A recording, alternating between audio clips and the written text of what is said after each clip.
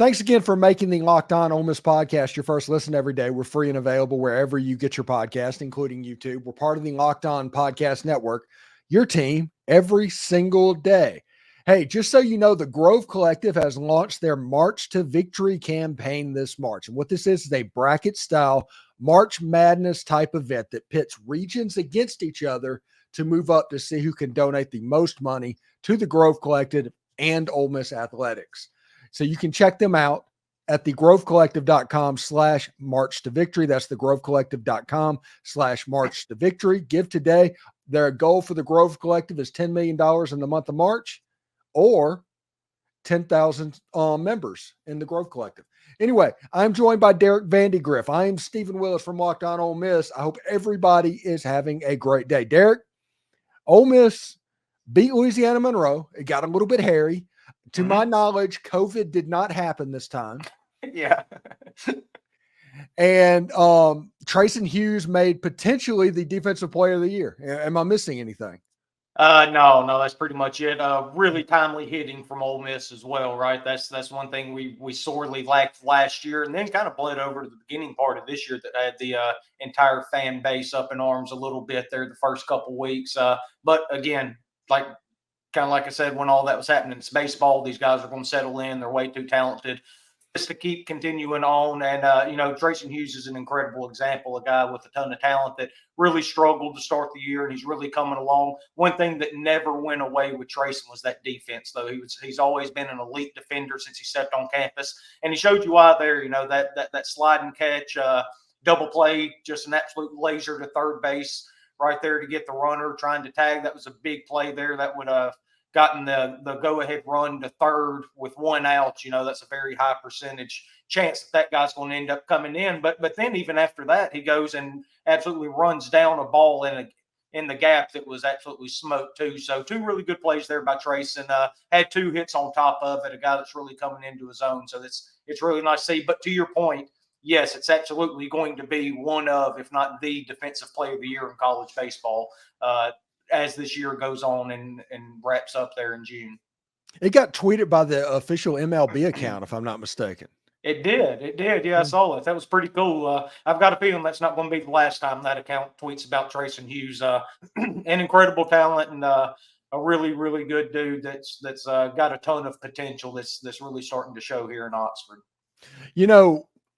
It's kind of funny because we talked about in the offseason leading up to baseball season how this outfield, it doesn't matter who you put in left field because of how much the center field and the right fielder is going to be able to run it down. And by goodness, is that not absolutely happening? You got Ethan Leger, who is, I don't want to say he's a minus defender, but he's an average defender out there in left field. He's fine. But you put him in the outfield, you don't even notice him when you have Ethan Groff and Trayson Hughes. Yeah, that's that's one thing that we nailed on this show, right? Coming into the season, like you said, it's one thing we talked about. You got Groff and Hughes out there; those are two guys that can really cover some ground and run down some balls, and it's paid huge dividends for us so far this year. And I have no doubt it's going to keep paying dividends for us as we get into SEC play. This is when the real season starts. It's nice to be 12-5. We've put a string of wins together here, got the season back on track from a record standpoint. But let's be honest, all that really ever matters is this SEC schedule and what you do in this part of the season.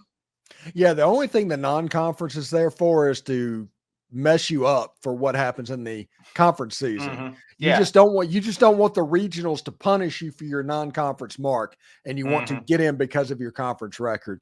Speaking of which, conference play is starting this weekend. Ole Miss gets South Carolina. The weather is iffy at best. And South Carolina's a ranked team. They're probably, I think they're in the low 20s or the high teens. They're a good ball. They're a good ball team. It'll be an excellent test for Ole Miss to show that they're back. That the trip to Hawaii was more about going to Hawaii than anything else. Yeah. Like I said, they're a really good ball club. They had high expectations coming in here, and they played really well. Not the toughest schedule, obviously, but they're 14-3. The two big games they had were against Clemson. It was a 3-game set. The first one ended up getting canceled. They didn't make it up.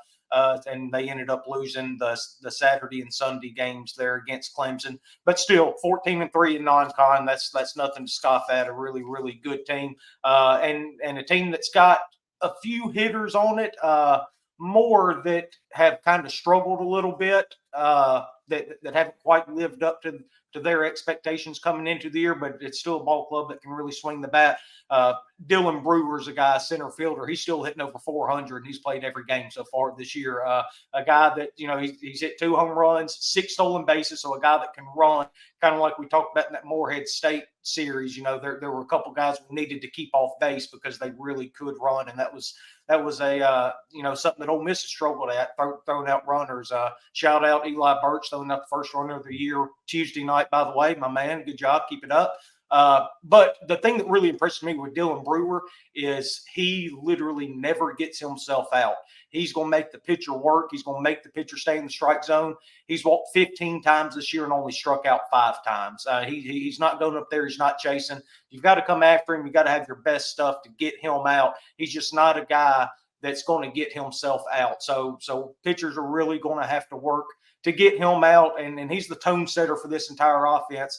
And he wants to get on base ahead of the all-SEC right fielder, Ethan Petrie. He's a dynamite player, a guy that can do literally anything on the baseball field, a true 5-tool player. He can hit for average, hit for power. He can field, he can run, just does it all. And he's off to a pretty good start this year, 316, 1179 OPS. He's hit 6 home runs. He's walked 17 times himself.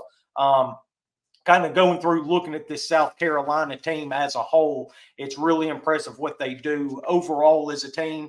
They're third in the SEC in first in walks. They've walked 10 more times than Ole Miss, and you know how much we have talked about how much Ole Miss has walked so far this year. But they do it at even a higher clip, which is pretty impressive. They're third in on base percentage. And then you get to this pitching staff. Man, they really throw the ball, and they're a team that don't walk you either. And that's I'll kind of revert back to the Morehead State Friday night conversation we had. Ole Miss wants to go up there and choose their pitchers. They're very selective. Got to be aggressive this weekend. These guys don't come in and throw balls. They have the second best ERA, and if I'm not mistaken, the second fewest walks in the SEC as a pitching staff. So we've got to go up there. We've got to be aggressive. Don't be too aggressive, swing out strike zone, stuff like that, obviously. But when you get your pitch, you better hit it because these guys come right at you. And just a really complete team offensively and from a pitching staff standpoint. All right. So put on your weatherman hat for a second and talk about this weekend. What are we looking at? Which day is the best chance of being washed out? Which day is the best doubleheader day? Probably Friday. If you told me something got rained out, I would definitely pick Friday. Saturday, I think we'll be fine on Saturday. There are chances of rain, so there might be a pop-up shower or something like that. I think we'll be fine to play there. And if you have to have a doubleheader, you really try to get it in on Saturday.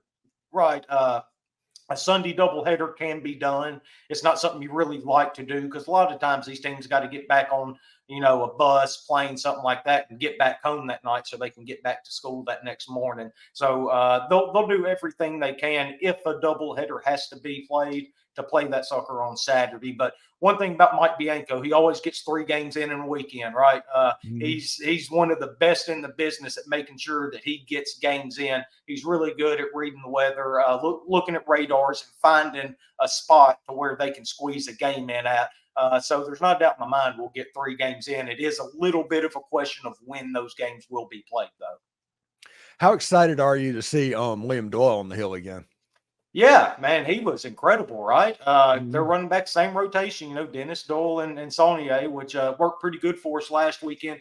Doyle's a kid that has really pitched well throughout his career. He pitched well out of the bullpen for us this year before getting into the starting rotation this past Saturday. From a talent standpoint, it's probably him and Grayson Saunier 1 and 2 in some order, just from a pure stuff standpoint. And Doyle looked really good, obviously, has the big fastball, good breaking ball. I think at one point he had 7 strikeouts and 2 1/3 or something like that, or 2 2/3 Saturday. 6 through 2 innings. Hell, he was 2 pitches away from an immaculate inning in first inning starting here at Ole Miss. So really good to see him have success, hopefully continued success. But again, whole nother animal coming his way this weekend. And, same goes for Gunnar Dennis, hasn't pitched in the SEC yet. So they're kind of getting thrown into the fire a little bit with an offense as good as South Carolina and as patient as they are too. They're a team that draws a lot of walks and they just don't strike out a whole lot. So they're going to have to be at their best for Ole Miss to have a chance this weekend. But I think they will be. They've pitched well so far this year. And, even if they don't, we always have the best bullpen in the country, as I call it, to fall back on. Those guys have been incredible. So even if somebody doesn't have the right stuff or their best stuff, then Mike can go to the pen pretty quick and get a guy in there to get us some outs and try to get us a little bit of length there. So I know he's from Coastal Carolina, Liam Doyle, that is. Mm-hmm. Is he from South Carolina? No, he's from New Hampshire, I believe. New Hampshire. So okay. Yeah. He's way northeast. I thought that this might be like a rivalry thing since he went to Coastal. Oh no. Yeah. Now that you say it, I think Coastal did play South Carolina last year. I wish that would have been something I looked up now that you mentioned. I didn't even make that connection though when I thought about it. So but yeah, Liam's incredible though. Just a really, really good dude that really excited to see him pitch again, especially in the SEC. Again, this is where the season really starts for us. Get to really see what these guys are made of. Yeah, Coastal's beating the heck out of everybody this year. Well, yeah, the place is a dang launching pad, man. I mean, if you sit there and breathe on the ball too hard, it's going to go over the wall. That's one thing that I talked to Liam about when he came on my show back in the fall was I said, man, you've got to be thrilled to get out of Conway, South Carolina, the way things flew out there. And, he would say that it would be, you can tell by the sound of the bat if a ball's getting out or not, or just what kind of hit it is. And it would just be, just a soft pop up that you would think would go, shallow right field or something, where you're wondering if the second baseman or the right fielder is going to end up getting it. And that thing ends up flying over the wall. I mean, there's so many home runs in that ballpark. It just absolutely flies there. So I'm sure he's happy to be in the much friendlier confines of Swayze Field here in Oxford, Mississippi, where the ball doesn't fly near as much and his stuff seems to play a lot better. Here, too, at least in the early going so far, the returns are good. Yeah, I was looking at him pitch over the weekend. He throws a heavy ball. Whenever you see us up there, that's a heavy ball.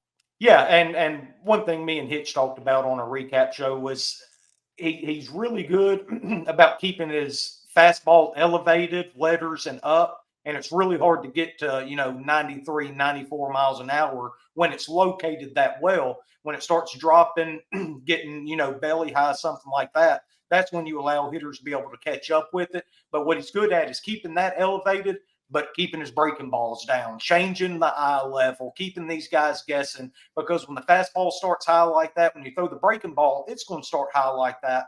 But then it's going to drop down to the knees or break in on you if you're a righty, stuff like that. So you're seeing it still come out of his high hands. You're thinking fastball, and then that sucker breaks and gets down knee level or something like that, or breaks inside of you. And at that point, it's too late because you got to start so early to try to get to a heavy fastball, like you said, that far up in the zone. Trayson Hughes, we talked about that defensive play against Louisiana Monroe. He gets back. He's feeling himself a little bit. He gets on social media and decides to challenge Jackson Dart to a throw off. Mm-hmm. Jackson Dart, of course, pops back. Is like, hey, what do you want to throw? I'm down with whatever. Mm-hmm. And first of all, A, I admire the confidence of Trayson Hughes to be able to do that. B, I think Jackson Dart would win that competition. And C, I don't want Jackson Dart to anywhere have a long ball competition with him. Yeah. Trayson's a great guy, man. Like you said, a ton of confidence, though. He really believes in himself, and that's what you have to play not only this game, but particularly at this level. I don't know if you saw the interview with him after the game against Monroe on the field. They were talking about that play and him throwing that guy out, and he said, maybe one of these days they'll start learning not to run on the right fielder out here, because I think that's his 5th outfield assist, I think is what somebody in that interview said. And that's more than anybody had on our team all of last year. And he's already got 5 this year. Had one earlier in the game with that relay to Reagan Burford. Just again, a true 5-tool player with the way he plays the game. But yeah, seeing that little back and forth with him and Jackson Dart, I'll actually go against you a little bit. I'm going to stick with my man Trayson. I've got all the faith in the world in him. Put a football or a baseball in his hand, let him get a good pro hop in, and I'll back Trayson Hughes on this one. But either way, I bet I bet it would be entertaining. But I'm also like you. I don't want to see Jackson Dart do anything that resembles a competition that's not between those white lines of Vaught-Hemingway Stadium right now. Yes, especially this year, because honestly, that would be the most Ole Miss thing ever if Jackson Dart popped his UCL in a long throw competition. Yeah. Well, he would definitely have his work cut out with him with Trayson. But Trayson's a guy that's really coming around. He's hitting the ball well. He's put some really good swings on it. And like I said earlier, the defense has never wavered. He's been stellar out there all year long. And just real quick, kind of the same thing with Luke Hill. He's kind of taken the same path as Trayson Hughes, a guy that's really struggled at the plate and even struggled in the field a little bit, especially early on. But he's really coming around. He's a guy we've talked about for the last couple of weeks that you saw signs of him coming around with how hard he was impacting the ball, how hard he was hitting it, and it just wasn't finding holes. Well, those are starting to find holes now, and he's still been really good defensively. So, it's all coming together at the right time. Like I said, non-conference slate is kind of what we use to get lineups and get people comfortable and pitching rotations and stuff like that. So it's nice to see it come together at the right time. Yeah, last week Luke Hill essentially hit a knuckleball line drive where you hit it so pure it didn't spin, and that was the point where I was saying, he's going to be all right. Yeah, and sure enough, he has been. He's collected hits, and I don't know, something like 5 out of 6 games or something like that, with a couple multi-hit games, if I'm not mistaken, in that little stretch. So things starting to come around for him. So it's just nice to see it this time. Let's change the subject a little bit to professional baseball. The tie to Ole Miss, for anybody listening, is a former Ole Miss signee.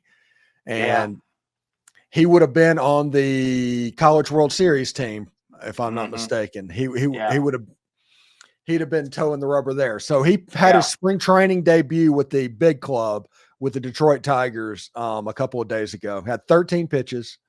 7 were strikes, 5 were whiffs, and hit 102 miles an hour.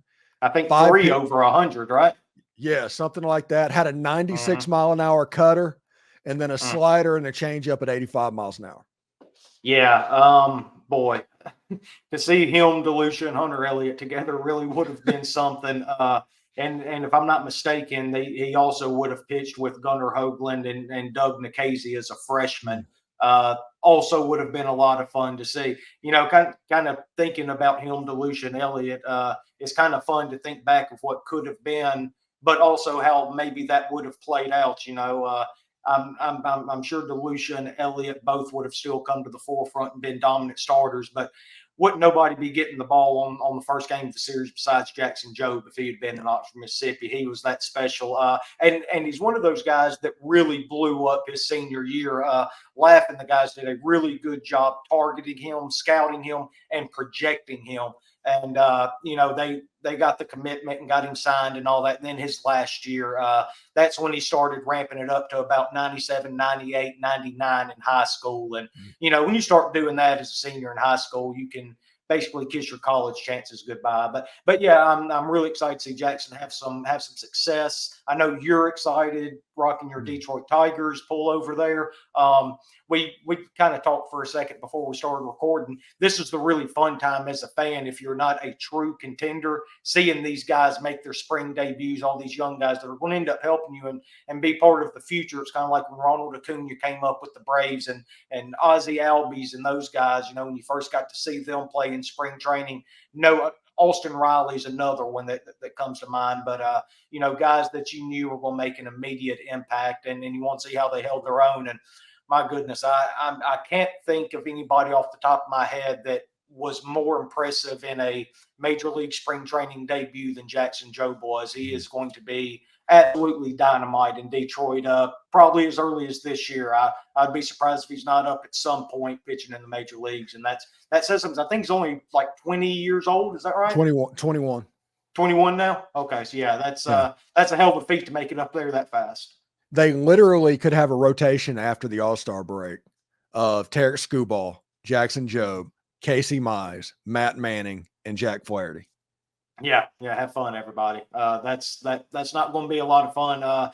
And really, with a rotation like that, it makes you legitimate AL Central contenders, right? I don't think Detroit has enough to go all the way, obviously, but if you can throw with that with those guys, if Jackson can come up be the guy that you think he can be, and then Mize and Manning come back from their injuries and kind of fulfill what they were looking to be as prospects. They were both very highly touted prospects. Both of them rated above Skubal, as a matter of fact. And now you look at Skubal, and there's a lot of people calling for him to win the AL Cy Young. He's really progressed nicely.